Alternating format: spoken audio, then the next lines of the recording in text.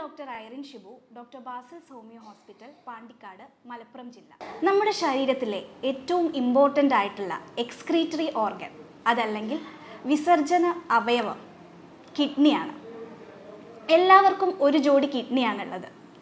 നമ്മുടെ ഉദരത്തിൻ്റെ ഉള്ളിൽ നട്ടലിൻ്റെ ഇരുവശത്തുമായിട്ട് സ്ഥിതി ചെയ്യുന്ന വൃക്കയുടെ ഏകദേശ തൂക്കം എന്ന് പറയുന്നത് 150 ഗ്രാമാണ്. ഈ വൃക്കയുടെ പ്രധാന ധർമ്മം എന്ന് പറയുന്നത് നമ്മുടെ ശരീരത്തിലുള്ള മാലിന്യങ്ങളെ യൂറിൻ വഴി പുറത്ത് കൊണ്ടുവരിക എന്നതാണ്. അതുകൂടാതെ BP കൺട്രോൾ ചെയ്യുക, നമ്മുടെ രക്തത്തിലുള്ള റെഡ് ബ്ലഡ് സെൽസ്, അതായത് ചുവന്ന രക്താണുക്കളെ ഉൽപ്പാദിപ്പിക്കുന്ന ഹോർമോണിൻ്റെ ഉൽപ്പാദനം ഈ കിഡ്നിയാണ് മെയിൻറ്റെയിൻ ചെയ്യുന്നത്.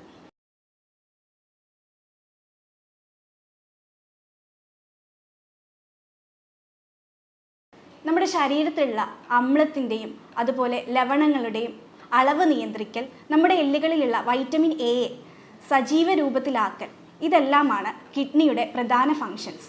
അപ്പോൾ നമ്മുടെ ഈ കിഡ്നിക്ക് എന്തെങ്കിലും സംഭവിച്ചു കഴിഞ്ഞാൽ, കിഡ്നി ഫെയിലർ ആയി കഴിഞ്ഞാൽ ഈ പ്രവർത്തനങ്ങളൊക്കെ കുറഞ്ഞു തുടങ്ങും. ഇങ്ങനെയുള്ളവരിൽ കാണിക്കുന്ന പ്രധാന ലക്ഷണമാണ് മുഖത്തും കാലുകളിലും ഉണ്ടാകുന്ന നീർക്കെട്ട്. കൂടാതെ ഇവർക്ക് നല്ല ക്ഷീണം ഉണ്ടാവും, വിശപ്പില്ലായ്മ, ഛർദിൽ, അതുപോലെ BP കൂടി നിൽക്കും. വൃക്ക രോഗമുള്ളവർ ആദ്യകാലങ്ങളിൽ തന്നെ ചികിത്സിച്ച് കഴിഞ്ഞാൽ നമുക്കിത് മരുന്ന് കൊടുത്തും അല്ലെങ്കിൽ നിങ്ങളുടെ ഒരു ഫുഡ് പാറ്റേൺ ചേഞ്ച് ചെയ്തും കൊണ്ട് നമുക്കത് നോർമലാക്കാൻ പറ്റുന്നതാണ്. എന്നാൽ ഇത് നിങ്ങൾ ലേറ്റർ ആയിട്ടാണ് ഡയഗ്നോസ് ചെയ്യുന്നതെങ്കിൽ ഇത് നേരെ കിഡ്നി ഫെയിലിയറിലേക്കാണ് ലീഡ് ചെയ്യുക. പ്രധാനമായും 2 ടൈപ്പ് കിഡ്നി ഫെയിലിയർ ആണുള്ളത്: acute kidney failure and chronic kidney failure. Acute kidney failure എന്ന് പറയുന്നത് പെട്ടെന്ന് സംഭവിക്കുന്നതാണ്, ഒരു താത്കാലിക സ്തംഭനാണ്. അതിൻ്റെ മെയിൻ കാരണങ്ങൾ എന്ന് പറയുന്നത് ഇൻഫെക്ഷൻ, അണുബാധയാണ്.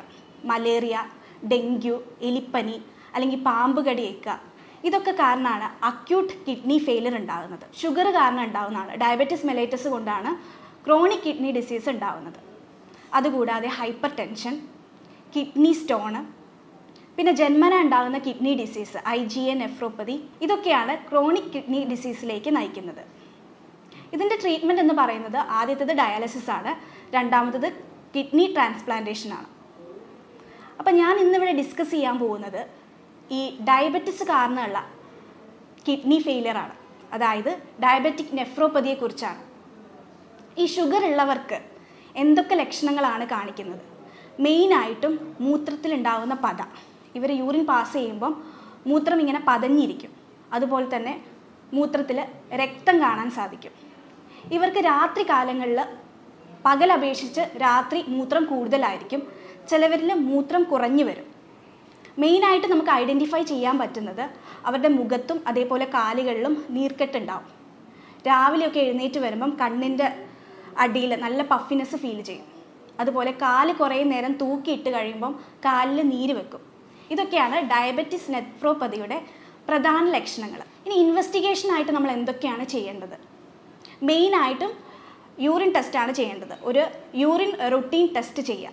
അതിൽ നിങ്ങൾക്ക് പ്രോട്ടീൻ ലീക്കേജ് ഉണ്ടോ എന്ന് ഐഡൻറ്റിഫൈ ചെയ്യാൻ പറ്റും. പക്ഷേ എയർലി സ്റ്റേജിൽ നമുക്കത് കാണാൻ സാധിക്കില്ല.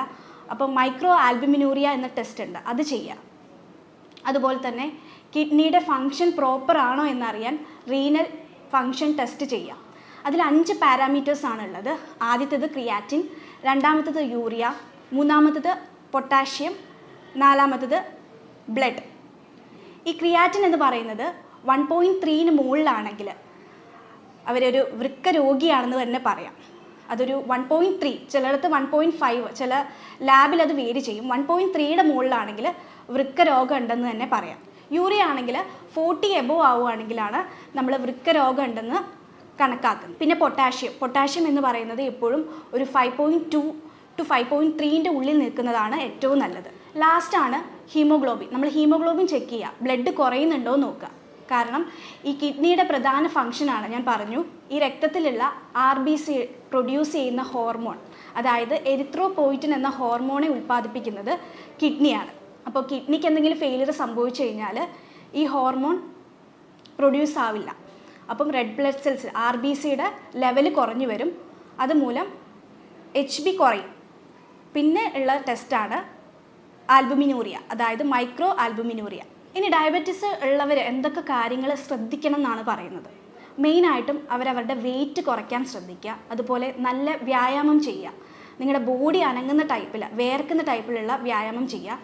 ഫുഡിലാണെങ്കിൽ കാർബോഹൈഡ്രേറ്റ്സ് കുറവുള്ള, കംപ്ലീറ്റ് ആയിട്ട് ഷുഗർ കട്ട് ഓഫ് ചെയ്യുക. നിങ്ങളുടെ ഡയറ്റിൽ നിന്ന് ഷുഗർ കംപ്ലീറ്റ് ആയിട്ട് കട്ട് ഓഫ് ചെയ്യുക. അതേപോലെ വെജിറ്റബിൾസ് ധാരാളം കഴിക്കുക. ഫ്രൂട്ട്സ് കഴിക്കാം, ഒരു ലിമിറ്റ് വെച്ച് ഫ്രൂട്ട്സ് നിങ്ങൾ കഴിക്കുക. ലാസ്റ്റ് നിങ്ങൾ ശ്രദ്ധിക്കേണ്ട ഒരു കാര്യമാണ് ഉപ്പിൻ്റെ അളവ്. ഉപ്പിൻ്റെ അളവ് നിങ്ങൾ പരമാവധി കുറയ്ക്കുക. ഒരു ദിവസം എടുക്കേണ്ട ഉപ്പിൻ്റെ അളവ് എന്ന് പറയുന്നത് 6 ഗ്രാമിൽ കുറവാണ്. അത് ഏകദേശം 1/4 ടീസ്പൂൺ ഉപ്പ് മാത്രമേ നിങ്ങൾക്ക് ഒരു ദിവസം എടുക്കാൻ പറ്റുള്ളൂ. പിന്നെ ഞാൻ പറഞ്ഞു, പ്രധാന ലക്ഷണത്തിൽ പെടുന്ന ഒന്നാണ് നീർക്കെട്ട്. ഈ മുഖത്തും കാലിലൊക്കെ ഉള്ളവർ, നീർക്കെട്ടുള്ളവർ എത്ര വെള്ളം കുടിക്കണം എന്നുണ്ട്. ഒരു 3 to 4 ഗ്ലാസ് വെള്ളമാണ് നീർക്കെട്ടുള്ളവർ കുടിക്കാൻ പാടുള്ളൂ. എന്നാൽ നീർക്കെട്ടൊന്നും ഇല്ലാത്തവരാണെങ്കിൽ ഒരു ദിവസം ഒരു നോർമൽ ഹെൽത്തി പേഴ്സണിൻ്റെ യൂറിൻ ഔട്ട്പുട്ട് എന്ന് പറയുന്നത് 2 to 2.5 ലിറ്ററാണ്. ആ ഒരു 2.5 ലിറ്റർ യൂറിൻ ഔട്ട്പുട്ട് ആവണമെങ്കിൽ എത്രത്തോളം വെള്ളം കുടിക്കാവോ അത്രത്തോളം വെള്ളം നിങ്ങൾക്ക് കുടിക്കാവുന്നതാണ്. ഇനി എന്തൊക്കെ ഫുഡ് നമുക്ക് ഉൾപ്പെടുത്താം എന്നുള്ളതാണ്. അതായത് ഫ്രൂട്ട്സ്, വെജിറ്റബിൾസിൽ അത് ഏതൊക്കെ ഫ്രൂട്ട്സ് കഴിക്കണം, ഏതൊക്കെ വെജിറ്റബിൾസ് കഴിക്കണം എന്ന് ഞാൻ പറഞ്ഞു തരാം. ഫ്രൂട്ട്സിലാണെങ്കിൽ നമ്പർ 1 ആണ് ഗ്രീൻ ആപ്പിൾ. ഗ്രീൻ ആപ്പിളിൽ കലോറി കുറവാണ്. അതുപോലെ തന്നെ അതിൽ വൈറ്റമിൻ എയും വൈറ്റമിൻ സിയും ധാരാളം അടങ്ങിയിട്ടുണ്ട്, ഫൈബറും ധാരാളം അടങ്ങിയിട്ടുണ്ട്. അപ്പോൾ നിങ്ങൾ ശ്രദ്ധിക്കണം, നിങ്ങളുടെ പൊട്ടാഷ്യത്തിൻ്റെ ലെവൽ നിങ്ങൾ നോക്കണം. കമ്പാരിറ്റീവ്ലി ഈ ഗ്രീൻ ആപ്പിളിൽ പൊട്ടാഷ്യം ലെവൽ കുറവാണ്.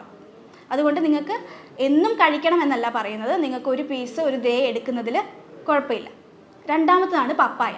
പപ്പായയിലും ധാരാളം വൈറ്റമിൻ എ, വൈറ്റമിൻ സി അടങ്ങിയിട്ടുണ്ട്. അതുപോലെ കലോറി വളരെ കുറവാണ് പപ്പായയിൽ. പപ്പായ എടുക്കുന്നതിൽ തെറ്റില്ല. പപ്പായയിൽ കമ്പാരിറ്റീവ്ലി പൊട്ടാഷ്യം കുറവാണ്. അടുത്തത് പേരയ്ക്കയാണ്. പൊട്ടാഷ്യം കൂടുതലുള്ളവർ പേരയ്ക്ക ഒരിക്കലും എടുക്കരുത്. പൊട്ടാഷ്യം ലെവൽ നോർമൽ ആണെങ്കിൽ നിങ്ങൾക്ക് പേരയ്ക്ക എടുക്കാം.